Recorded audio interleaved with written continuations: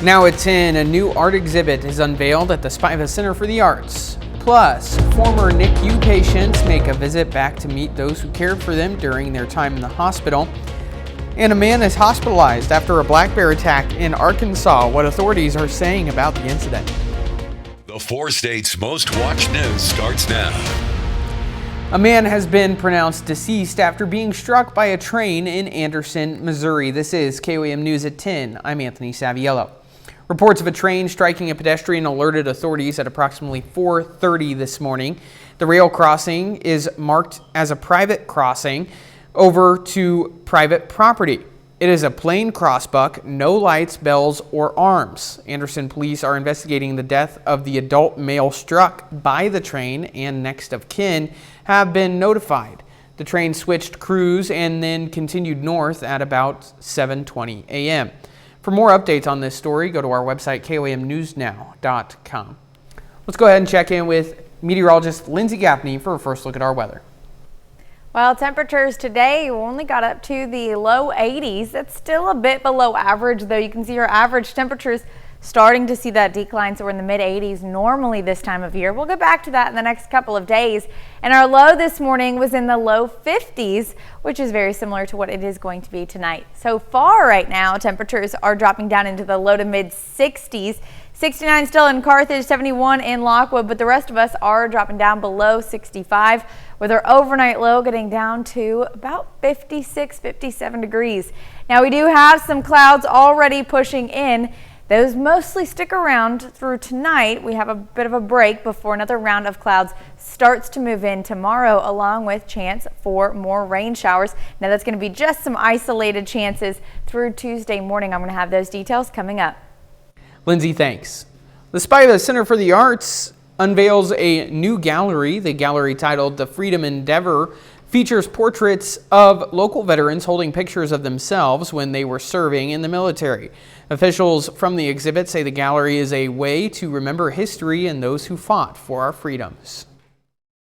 Each one of the tags that are next to each veteran has a QR code. Each veteran was also interviewed, and so you can listen to those interviews. So as you're walking around, you can actually hear the voices and the stories of these people and what they experienced. The exhibit will be open to the public is already open to the public, actually. A reception will be taking place on the evening of September 10th. Families and caregivers are coming together today for the Freeman NICU reunion at the Joplin Elks Lodge. The event, hosted by Children's Miracle Network Hospitals, brings together former NICU patients from newborns to teens and the staff who cared for them. Kids can enjoy activities like face painting, cupcake decorating, and outdoor games, all part of this year's fairy tale themed celebration. Freeman's 24-bed NICU is the only one of its kind in the area, providing specialized care for premature and critically ill infants.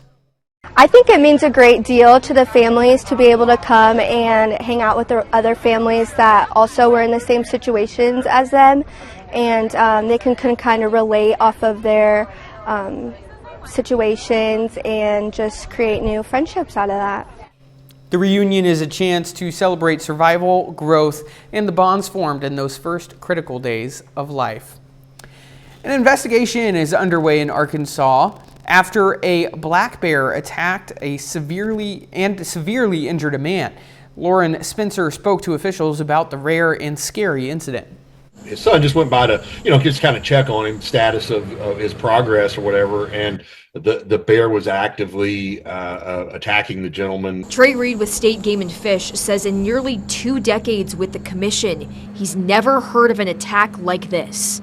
It is exceedingly rare to have a black bear attack on a human being. When you hear about bear attacks and Western U.S., we're talking brown bears, grizzly bears. Reed says game wardens were called in and killed the bear. The victim was airlifted to Washington Regional in Fayetteville.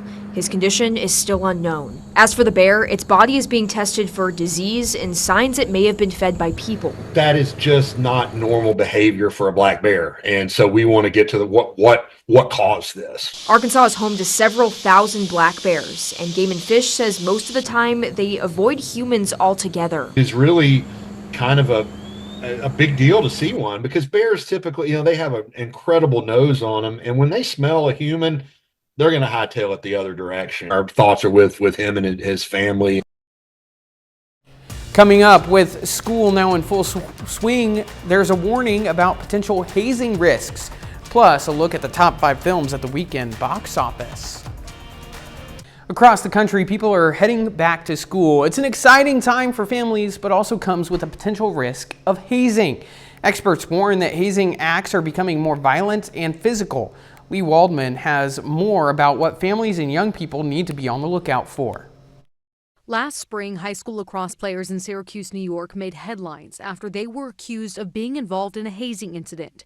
11 team members faced criminal charges after they allegedly staged a kidnapping of 5 younger players. For these students who made this horrible mistake, this is a real life lesson. The fact that they're a spotlight nationally right now because of their stupidity. Pietro Sasso, an associate professor at Delaware State University, studies hazing, which he says often extends from high school through college.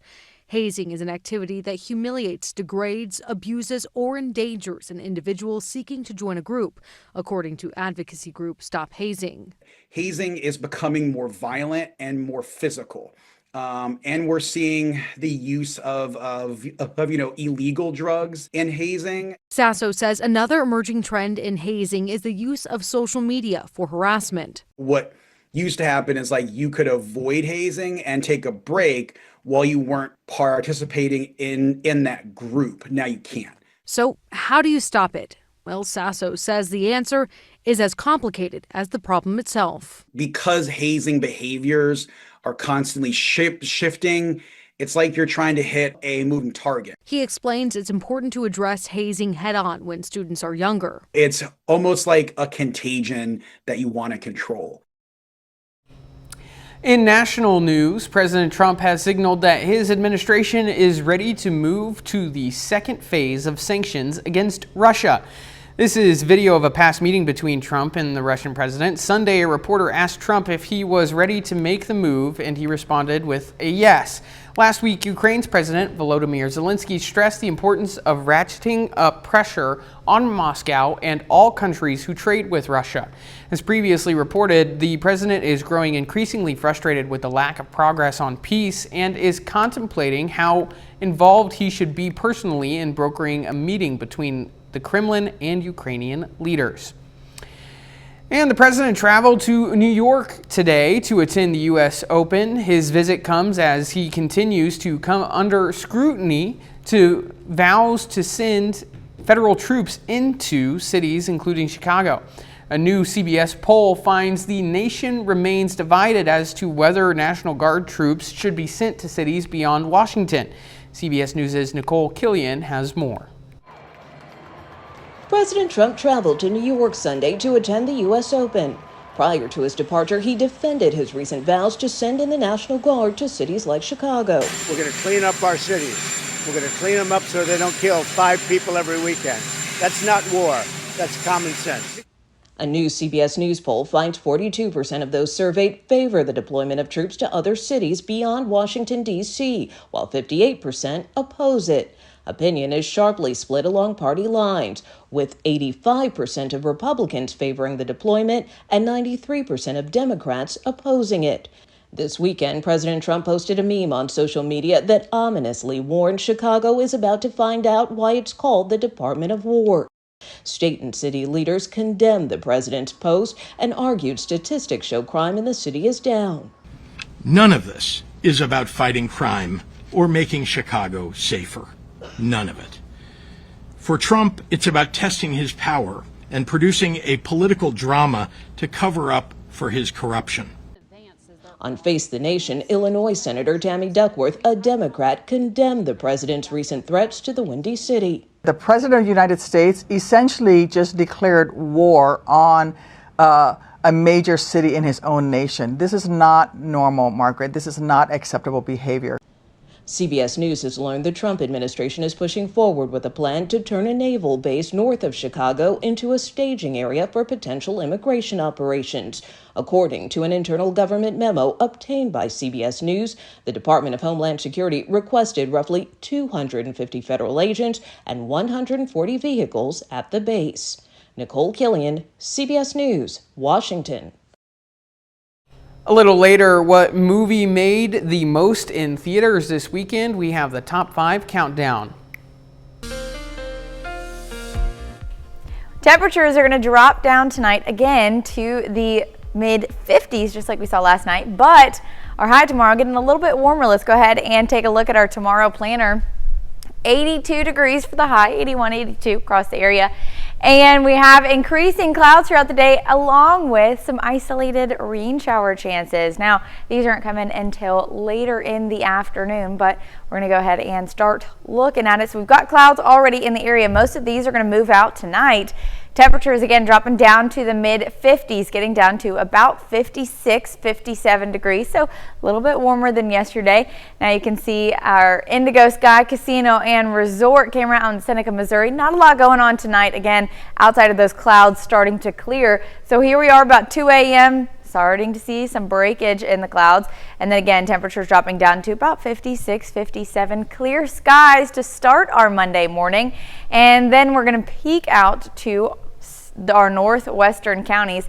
Clouds roll in, and then by early afternoon could see a few light showers. Now the very outside of this, the lighter green, that is not expecting to make it to the surface, so we're just seeing maybe some drizzle up there near Yates Center in the darker green area. As it pushes in, it really breaks apart, so we're not seeing a lot of rain chances there in Monday afternoon, but we do have isolated storm chances that want to rotate back around late Monday and into overnight early Tuesday morning. So this is what we're going to keep an eye on.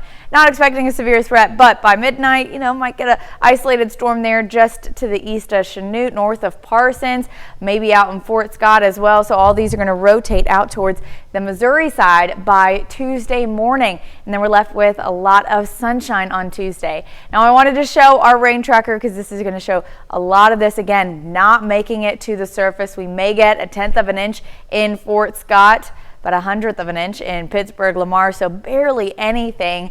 But temperatures are going to warm right back up as we head through the week. So again, this is what our main story is going to be. We've had fall-like temperatures and fall-like conditions for most of the late August, early September, but 90s by Thursday, 91 Friday, 92 on Saturday, and we're going to be bouncing around in the upper 80s, for the start of next week.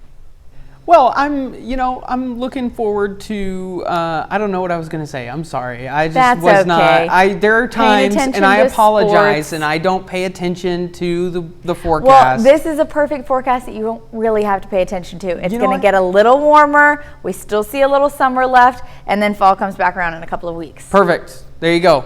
Love to see it. Thanks, Lindsay. Yeah. Still ahead, the first NFL Sunday of 2025 kicks off with plenty of great matchups. Plus, Pitt State Soccer takes on Missouri S&T in the Gorillas home opener. Ben McLeish has those stories and more up next.